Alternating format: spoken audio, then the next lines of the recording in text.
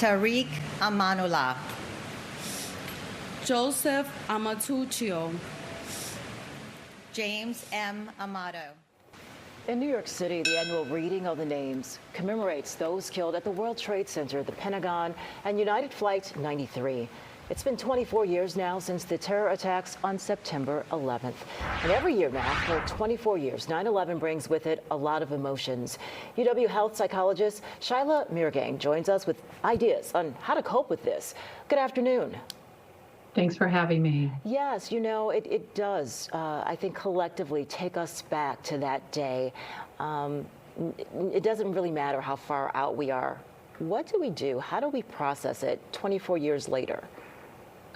We all remember where we were when we heard the news. And when the anniversary happens, there's an anniversary effect for so many people where we can have a surge in memories, disturbing thoughts and feelings about that event.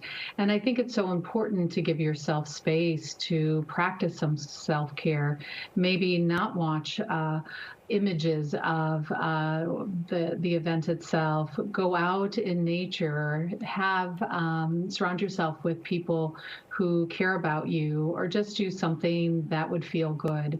And I think it's also important to take some time to reflect on this anniversary, to create some meaning from what happened. And you can engage in a meaningful ritual. For example, maybe you reach out to a friend who was affected by it, or maybe you light a candle in memory of those lost. So those are the coping mechanisms, the actions. But I find there's power in being able to identify what you're feeling, but yet so many of us struggle. What are your tips? How do I really figure out what I'm feeling? Especially if you've experienced loss recently, this day can be very challenging. One, take some space to just notice what is coming up for you. And you might do some journaling or just have a candid conversation with a friend about what you're experiencing. It's often common that you may not know what you're feeling. You might just feel some sadness, or you might just feel kind of tired or out of it. And all of those can be common too.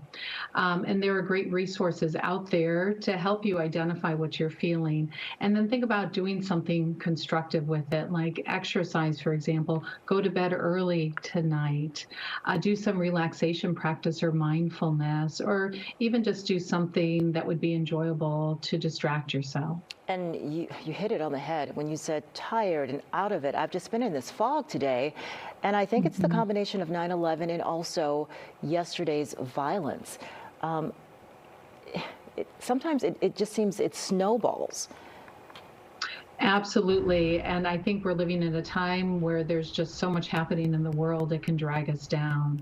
And again, I go back to that sense of meaning and purpose. That can really be an anchor. Thinking about so many years later from 9/11, how have I grown? What have I learned? There's something called post-traumatic growth, that we go through something traumatic, but we actually come out stronger. And I think that can be a guiding light during this difficult time, to think about, okay, what is my sense of purpose? How do I create meaning? How do I care for the people in my community and in my own life? And I think when we focus there, we stay much more resilient. Shilagh, thank you so much. That's a wonderful way to end this on a higher note, that we're resilient, more so than we think. Thank you so much.